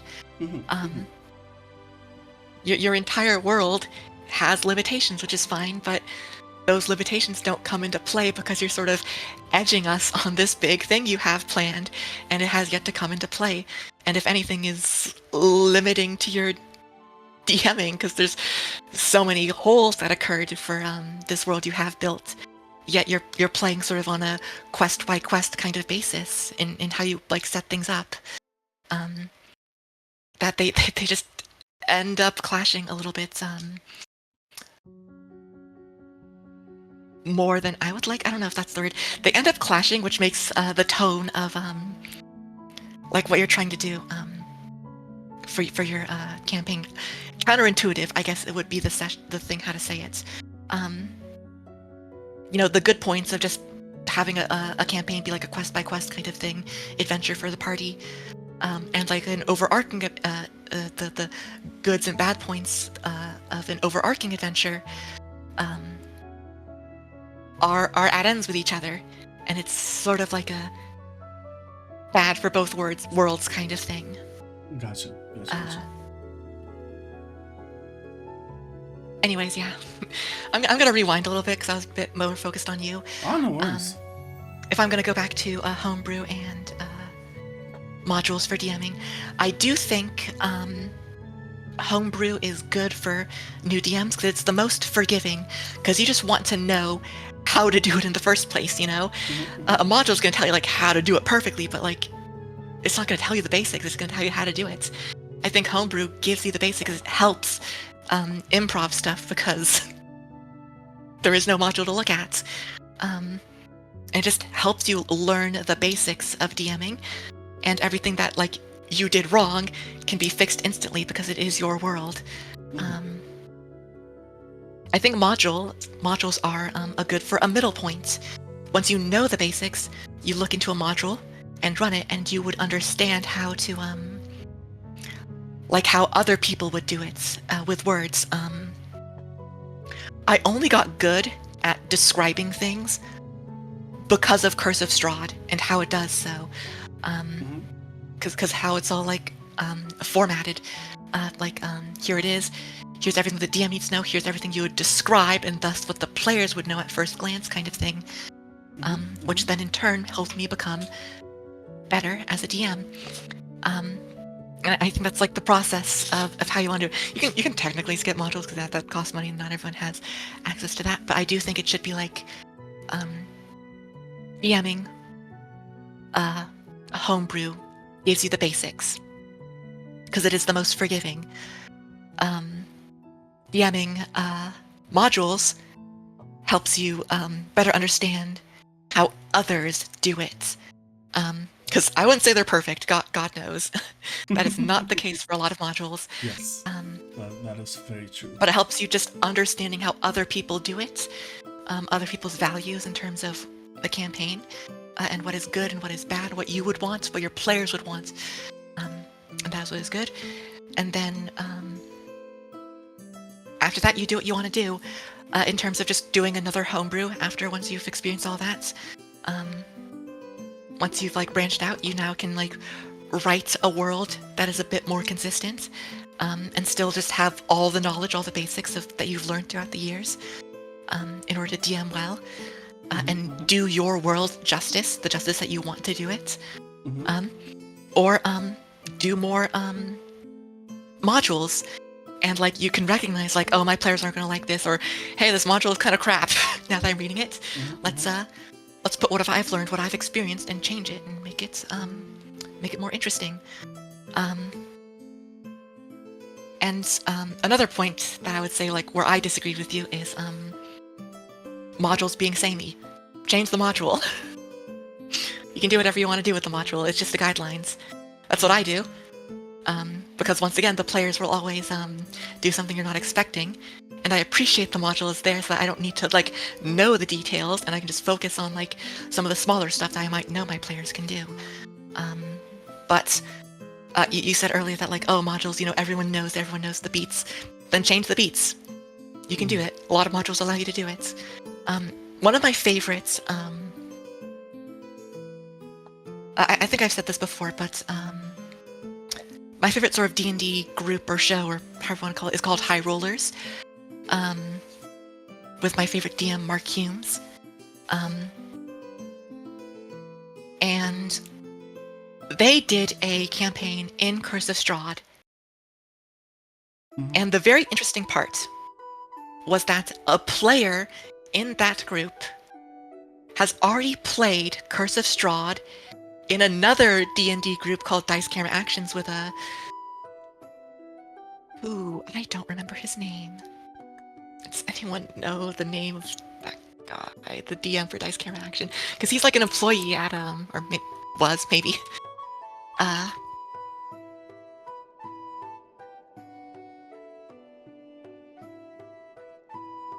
I'm looking it up because I'm ashamed of myself. They've written books. They've done everything. Chris Perkins, thank you. Chris Perkins. I'm saying thank you to Google. Like a very well-known DM who's worked at Wizards of the Coast, and that player has already done a full playthrough of Curse of Strahd. And so the game on High Rollers was way different, and it was awesome. It's still in the same world, still the same building, still the same story beats, a lot of the same stuff, but there was just enough changes that like it was interesting. It was a new story, and it was really fun, and there was a fun way how to do it with the player that already knew all of the story beats. Yes. Do you care about story beats or spoilers for Curse of Strahd? And this is like spoilers, air quotes. It's like literally the first or second thing that's ever going to happen in Curse of Strahd. Which is basically, like, you're okay with it, right? Or do you want to hear it? Yeah, go ahead. So, once you leave the first town, you come across a caravan of traveling gypsies, basically, and they have backstory. But basically, the leader there is going to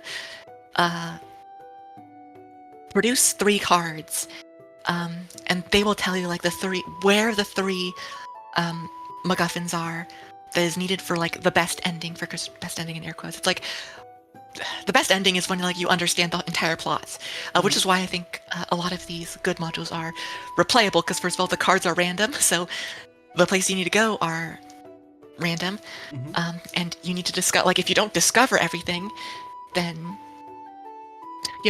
that you can play again and this time get like the best ending. And I will just sort of quick interjection. The players I have played with did not scratch the surface of everything you can do in that module, and they completed it to its entirety. They had a good ending.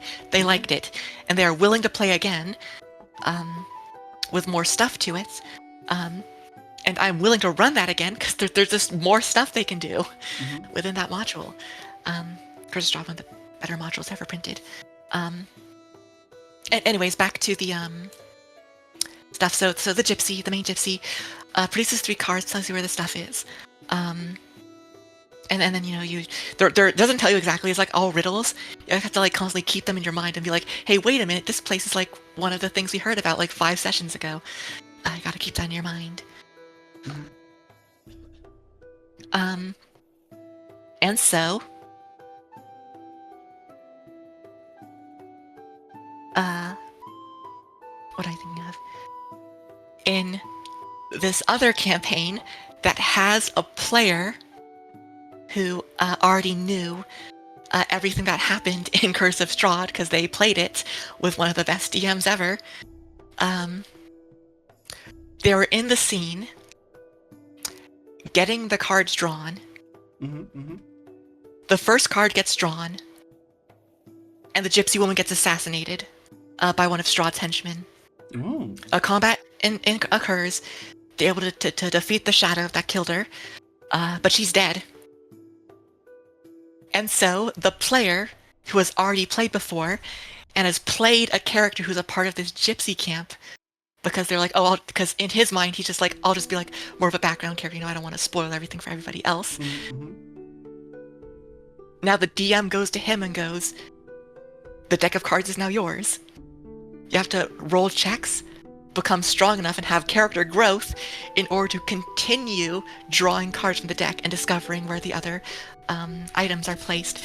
And suddenly this player who's like, I'll take a backseat because I already know everything that's going to happen, is now a prominent player again in this story that he already knows and has already played in, because the DM changed things. And then there's other things that I won't say because they're a bit later on, so there are. I'll keep it on the spoilers. I only revealed this because it's like the second thing that happens. Where like key events, even like random events or like these structures that are just like just occurrences that happen, play out like differently within the vibes of it. Sometimes completely different, sometimes slightly different, sometimes the good guy or the bad guys that you're supposed to fight are actually good. Sometimes like the things that were in this area are like abandoned. They've either died or left, and it's just like, but like there's this other thing that's like in there. If you know Curse of Strahd, I really recommend watching that, because it's, having played it and having watched that, once again, remember, I've played it, I've read the book in its entirety, and I was still on the edge of my seat watching that campaign, because it was exciting for me because there was new stuff. I didn't even know what would be changed, what would be different. So I do think you're a little bit wrong on like veteran players being like not doing modules, because like it's a bit too simple, it's a bit too played out. People would know about it because you can easily change things to fit more to your players, to your playstyle, and to surprise your players who already know things. I will say, throughout this entire time, I've just been talking about my disagreements with you and like what I think about modules and homebrew worlds for new DMs, and like sort of how I would do it. But here's how I would do it. Like this is just the personal me. It's how she likes it, and I would prefer modules because in homebrew, I like my own worlds. There's story things I like. Planes will probably play a part because I fucking love Planescape. And like, homebrew, I can ensure it's the story that I want. It's the world that I would have fun DMing for and stuff like that. But my roots and like, I would say my what was the word I'm looking for? Accomplishments, no. Good points, like the things I do really well in DMing is the sort of quest by quest kind of campaigns, where it's just like not huge overarching plot, just like group of adventurers doing their thing. Not always group of adventurers can be a little bit played out, but just like quest by quest, session by session, little stories kind of thing. My hope is that something big comes from that, because I cannot do big on my own. Scope is too big, I can't do the little details, things always go awry. It's how I downward spiral into a bad campaign. It's better if I just start with what I'm good at, and then either continuing that, and maybe in some hopes, either hopping onto a player character's backstory, or something big happening through player character decisions, where I can start building this more overarching story and then start planning an ending. And that's sort of how I would do homebrew for the most part, or how I would do it now after years of failing horribly. And the reason why I just love modules is it takes the parts I'm bad at out of the equation. There's an ending written, the story beats are there, I can read it, and everything else I can make up on the spot.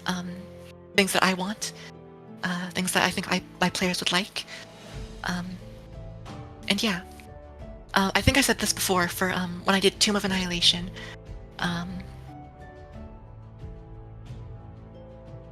It takes place in a port town that I forget the name of.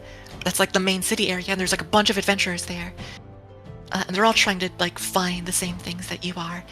And so what I did was instead of like making random adventures, because it doesn't really tell you, I wanted to feel adventurous, so I introduced as adventurers NPCs of player characters from past campaigns. And it was something that I think my players would really enjoy it. They really did enjoy it. There was a lot of fun stuff you could just do with that. But it was just this thing that like I didn't need to do because I wasn't really in the module, but it worked out well. And there was this huge part about it with frost giants that I ended up tying into one of these NPC previous player characters, and it was like a kind of a big thing that happened that wasn't in the original books. So I can just say, because it's not a spoiler, but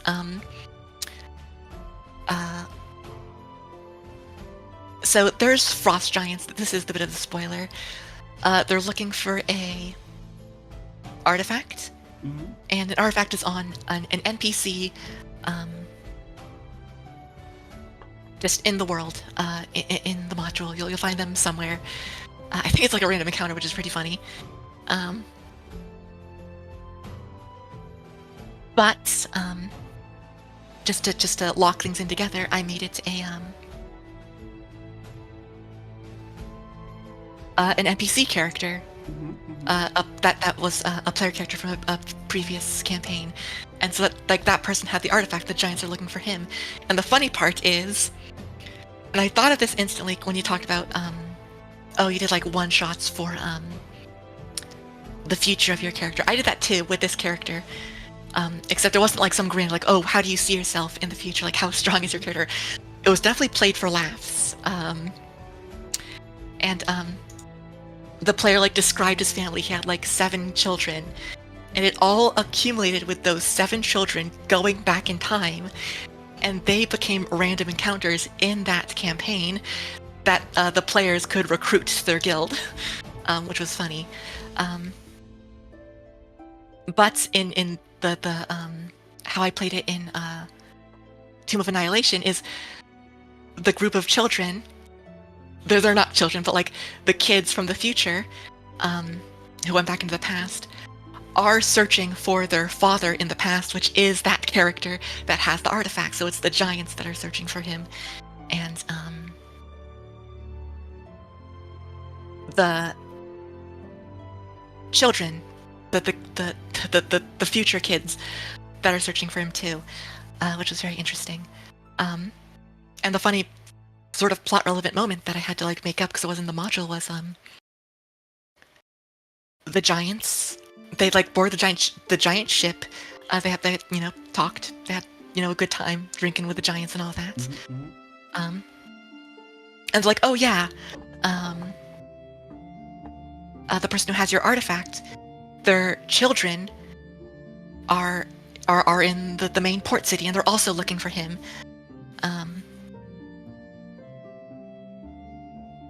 And so like, oh, thank you very much. You've helped us. And so like they gifted them with like a ton of treasure that they can't really use because they're giants and human treasure. And they went on their way and they did their stuff. And so they went out into the jungle. They did some stuff.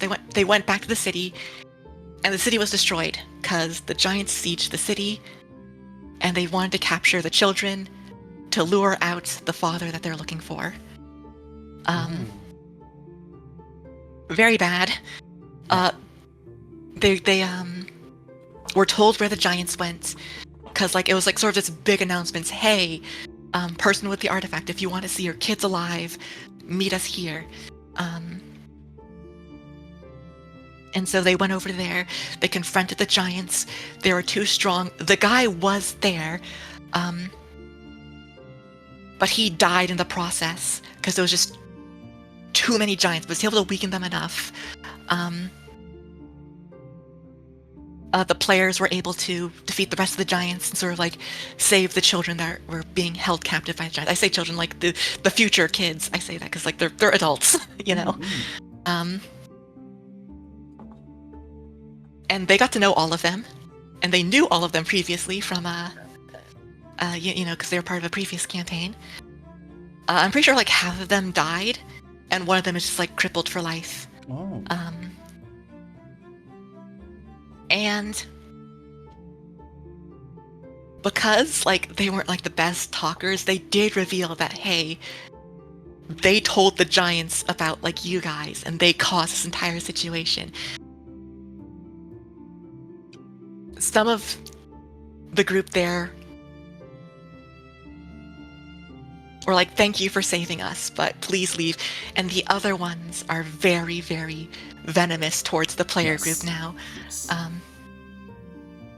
And are willing to take up their father's old hella OP armor and weapons and fight against them in the future.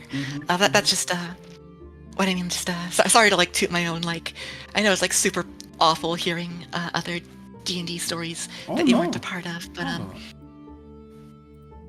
the point of that is just me saying like how you can change and how player choice can also change how a module goes, because it started with me adding as a fun thing other characters from different campaigns, and through player choice ended up with this whole thing not in the modules where the giants siege the city, and there was this huge moments and kind of sad moments, and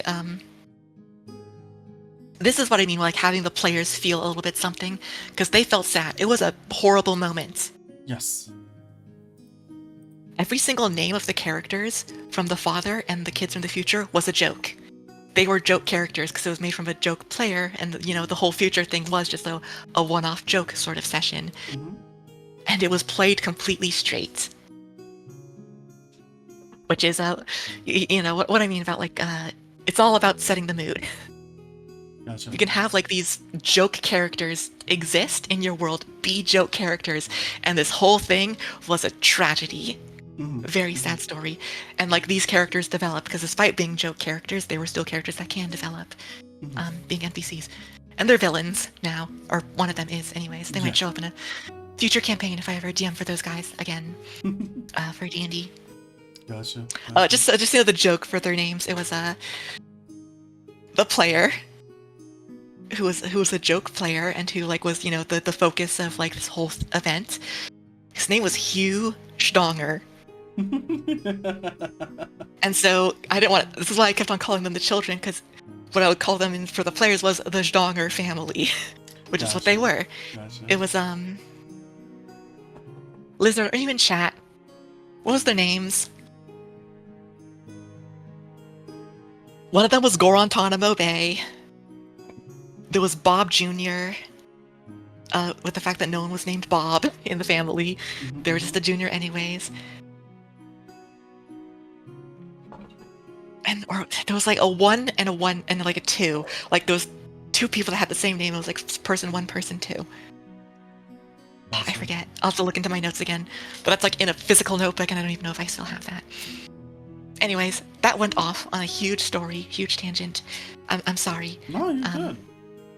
But that is to say, modules can change, and modules I think is where I shine the most, because the things I'm bad at, like individual small details, big story and endings, and like you know overarching plot stuff with things sprinkled in that can entice the players, I'm not good enough at, but the module does it for me, so I can focus on the things I am the best at, which is rolling with the players' punches, adding flair, adding spice that I know the players will enjoy, and things like that. So I think I do prefer modules. Like, if I were to say, like, I am a terrible DM, things never go right for when I DM. So I'd say out of all the times I've DM'd, I think there's 3 that are, like, outstanding the most. One of them was what I would call my first ever campaign. And that's really just because of low expectation, and people were just having fun digging around, which is where I shine. And when people wanted more, I was unable to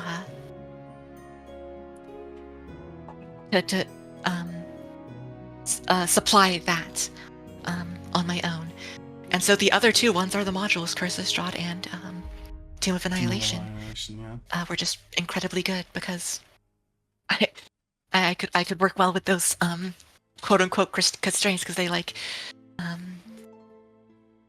helped me helped all my shortcomings, and I could just focus on what I was good at. Mm-hmm. So yeah, Kit prefers modules, but I'll still do homebrew because I always try. I always want to like do good with homebrew. Yeah, I think that is that. I don't think I have anything else on the homebrew versus modules discussion. So I think I'll just ask like questions for the people still listening. Hopefully I didn't scare you away. Heck yeah, kid question time. Let's go. It's for everyone in chat, as well as Alf, and as well as myself too. We're talking about homebrew a lot, so settings. What's like your go-to like setting? Like, you don't care if it's cliche. You don't care if like it's hard to fit in. You don't care if it's like hyper specific. What's like a setting or like setting trope that you just love? You love having it in like worlds. Oh, that's And it could be a hard couple. question. I know I have a couple. For me, I think one of the main ones are planes, right? Like, Yep. it's just planes are so good, man. I don't know what to tell you. It's just so, it's such. This is gonna be a bad way to put it, but it's such free content. True. It's such free content, and it's free good content. It's not like the cliche big bad evil guy wants to destroy the world sort of content. It's the Feywild sort of content, which is like something I love. What else? This is a really hard question to answer off the top of my head. You think I since I was thinking about telling it, I do have some things. Heck yeah. So first of all, planes for me. This has already been discussed every single time I've talked ever. I love the planes. It really helps with my DMing style, like quest by quest. Because I also enjoy like campaigns where anything can happen, and planes just allow that because anything can happen in different planes, and things can just go crazy. Even just taking up like non-homebrew stuff, like you go to Bitopia and you look up and there's another city there because it's like folded, sort of. Things like that. And things are going to be so interesting, just like going around. And it's a little bit difficult for players because they have to like create more planeswalky characters who have more loosely driven goals. Because like, a goal, a more concrete goal, just kind of leaves you in like one specific area where you want to complete that. But if I could ever just like an exploring group, just like literal group of adventurers who just want to like either get paid or just explore, I think it's just like so much fun, just like go to like different realms of existence. And of course have players be like prepared for that, be like, oh shit, gravity's all wonky, everyone put on your rocket boots or something like that, which I think is just really fun. Other than that, because that's like a very specific, I'm a sucker for sky islands and skyships. I think Grand Blue Fantasy is tight. Yes. Personally, I like it because it's a bit of if I were like dig deep into my psyche, fantasy isolation, and because of that, like technology is able to progress alongside magic, but not have it be like so potent where like it's kind of like this discrepancy where it's like, it's kind of weird that like I don't know, like magical trains and transportation exist, but like phones kind of don't exist, or like the other way around kind of thing. 100%. Where like things are like technologically significant in some areas but not others. And I'll say this, I think it's fine if the world is like that. I do it all the time, but it is a little bit like the Skylands are there. Like you can like do super stuff. Like the skyship in general is like this technological marvel that is only like very expensive and only like few people can build even. That's what allows for like exploration into this unknown realm of like different islands. Some are inhabited, some are more technological, some are more are less developed. Some are just completely wild. It's the same thing with the planes, albeit a bit subdued, just because laws of physics are all the same and stuff like that. And then there's this whole intrigue with the world itself, like, how did it get this way? Was it made this way? What's like below the clouds kind of thing? What happens if you go too high up or too high down? I just think it's really, really fun. Huge sucker for it. Oh, yeah. And finally, if I were to go to like the most subdued thing of all time that can fit into any setting, I like the hub towns that are diverse. It's not just human city, it's like a trade city that has grown to an area where like it encompasses all types of races and all types of religions, beliefs, and just everything. Because I do enjoy a hub world where anything can happen. Like, it's not just like me standing there and like it's like the same old place. It's like my place of comfort. It's like it is my place of comfort, but also like a dragon can swoop on in and like transform into their human form and start buying groceries. Because I think it's just mystical and wonderful, and I like that. I think for me, the very fact that the summer campaign is set in Viremontis should explain a lot about how I feel about flying islands and airships. That alone should be a very good indication of. I will say yes, we are cut from the same them. cloth in terms of like things we like. Yes. There's like some discrepancies, but like for the most part, it's like almost exactly the same, which is kind of surprising. But why? Why is it surprising? Now I'm curious. That two people would like have like the exact same interests in like this fantasy make believe. Well, counter argument. There's 8 billion people on this planet. People are bound to have common interests. I know that, but the fact that I'm meeting one and talking to them right now, and I'm having a D&D podcast with every week. That's hey, yeah. By the way, this person I work or like talk with a lot on D&D has like literally the same interests of overlap in terms of setting. Very fair. And like character stuff. But if we didn't have very similar interests, I don't think we would be doing the podcast. The similar interest is D&D.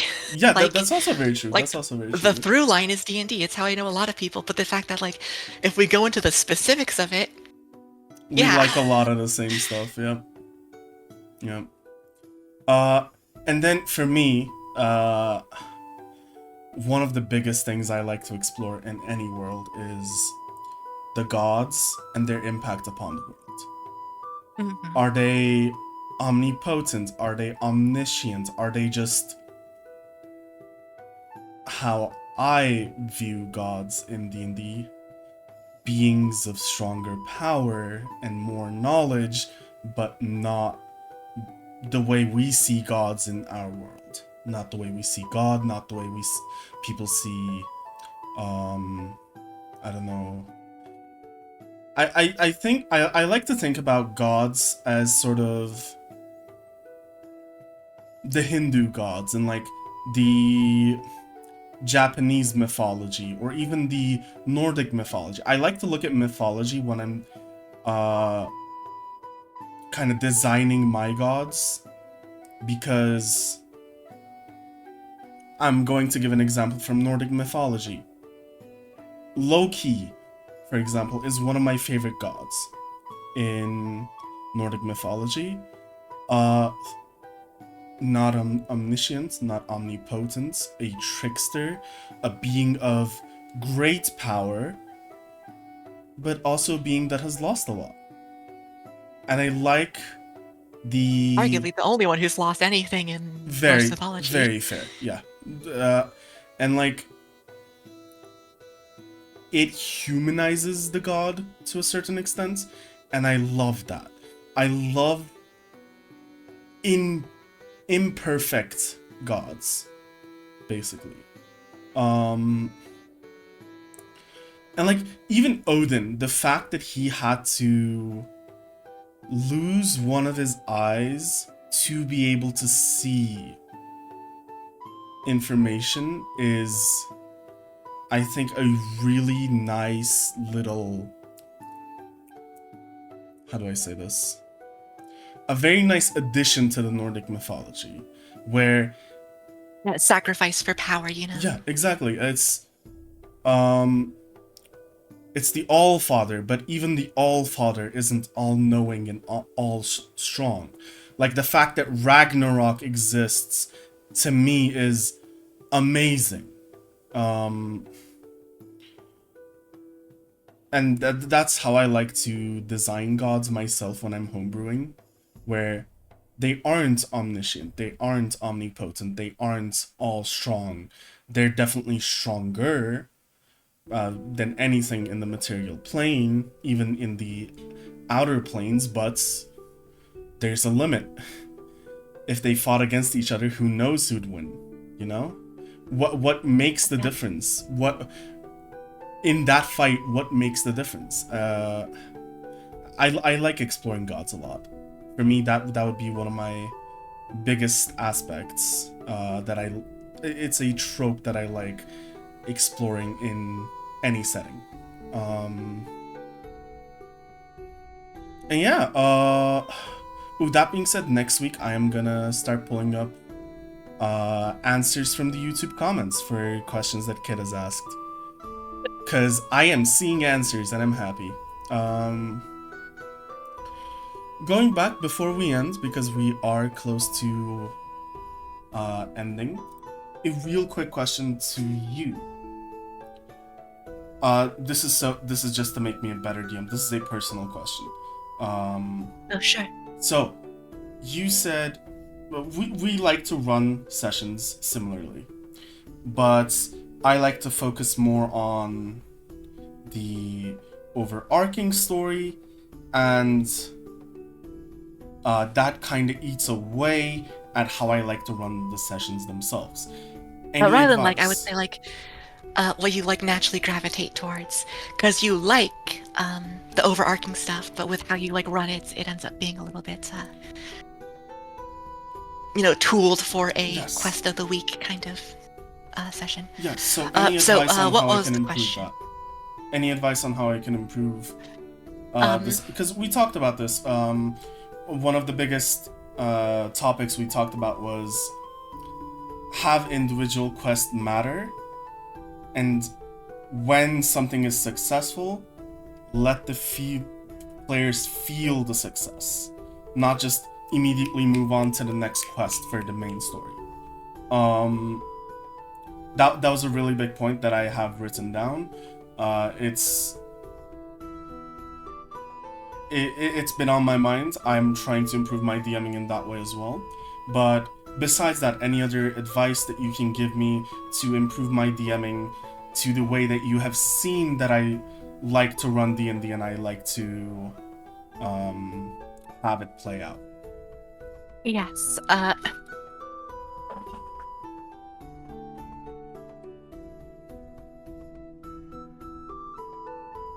I think you need to do your starts just a little bit better. So the first thing I would say, which is if you want the overarching plot, so think about the themes you want to encourage of the overarching plot, and sort of have that interspersed between the small missions, so that our players are thinking of it, and they're not plot points directly to the story of it, but the themes of it. So we can think about it, if the theme's about lost, and freaking we help a grandma who lost a daughter they liked or something, pulling just shit out of my ass. And then our players will think about it, and then we are more prepared when we get confronted with the big thing of the story. So think about that as you're interspersing it within the quests.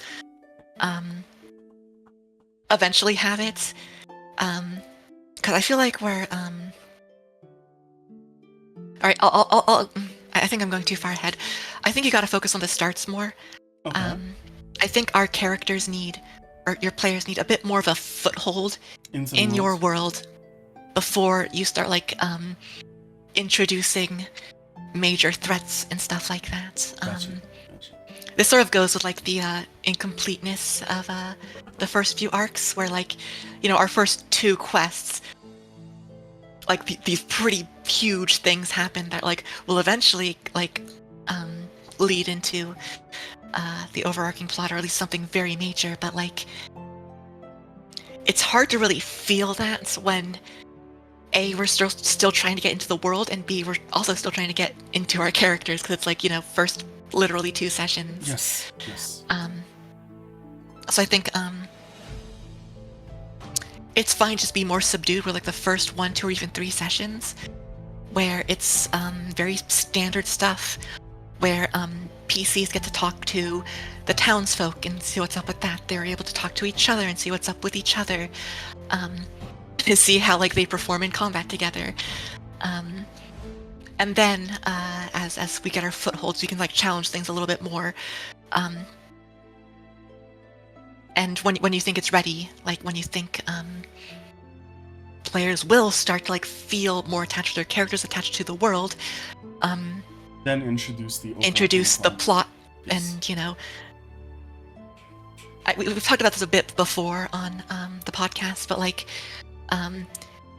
obviously if like the main plot relates to a character, they'll naturally want to go to it. But like, it's when they're invested into the world when you can still have like more overarching stuff like town threatening or world threatening stuff. And like, since they're invested in it and they like, you know, spent the time to be invested in it, have their foot into it, then they'll be like, yes, my character would want to protect this village, not just from like outwards heroics or just because it's the right thing to do, or because they're the protagonists of the game, but because it's where they live and they like the people there. No, I 100% so I think, agree with you. I think in Adventures in Karael, I was able to do that a little bit better, where the start was a little bit slower and the players were slowly introduced into the world, where in the Durnhold campaign, I hit the gas from the start without the characters truly having any care about the world just yet, because they haven't met the world. They haven't met the NPCs, traveled, done anything at all. And then the very first session was exciting. The second session was like a lot of big things happening all at once. Boom, boom, boom, boom, boom. A lot of big lore points, a lot of big story points. You have no idea what's going on still. Yeah, you have to like put this in. It was on session 4 that I got to interact with the town that the campaign is named after, and the 5th session where I really got to interact with the other players as well. Yes, 100%. No, I agree. Yeah, I hit the gas pedal too hard, where I skipped.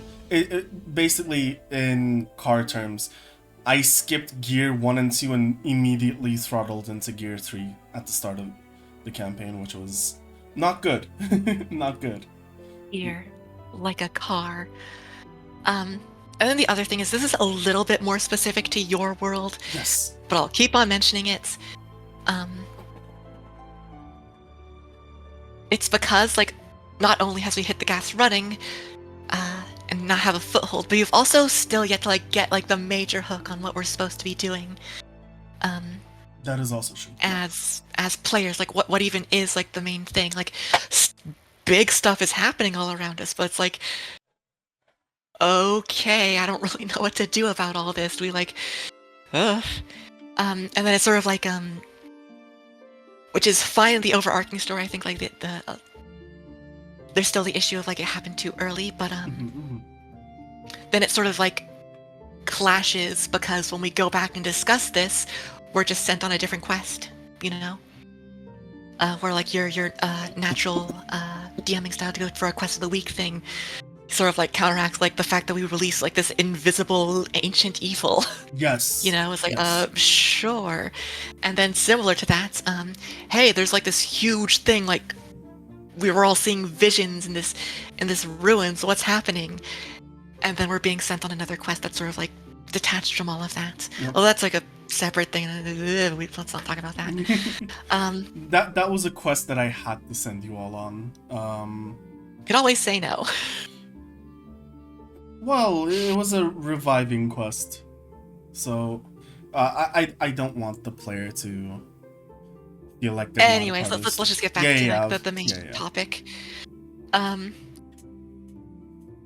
so there's like all this stuff happening, but like we still don't know what's going on despite so many allusions to it. And then the sort of the difficult thing for your world is like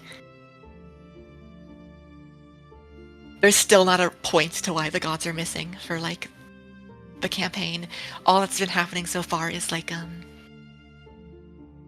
holes in your DMing where things just kind of don't make sense Mm-hmm. because you introduce things that would make sense if, because like I'll get into this later. Makes sense if gods were present because that's how most campaigns are, but yours isn't. But you still play it like it is, so then it's this weird conflict. Yes. It's just like it's shooting yourself in the foot. I'm sorry. It's just like you're put restrictions onto yourself, but then like you don't do anything with like the upsides of like, you know, the interesting story you could tell. It's just like a bunch of restrictions that you constantly clash with. So it's just like, But like basically, because we still haven't gotten to like the hook of this main story or anything, there's still no upside for you restricting yourself onto this world. There's no like reveal like, oh, this like, you know, gods aren't here but they're coming back kind of thing. It's just like there's still like the other thing is like they're just still just like not here. And now we just have to like DM loops around how you're gonna revive somebody without easy access to clerics. Yep. Okay, noted. Thank you for the advice. I appreciate. Alright, we got the kid question of the week. We got everything I think we wanted to talk about this week out of the way. I'm out of ideas. Hell yeah. Then let me find my notes again. There we go. And so the lantern dims, but the spark it lit will keep burning. Thank you for joining us around the fire, traveler. Until next time, keep dreaming, keep building, and let your world shine brighter than ever. We'll see you beneath the lantern's light next week. Goodbye, everyone! Goodbye.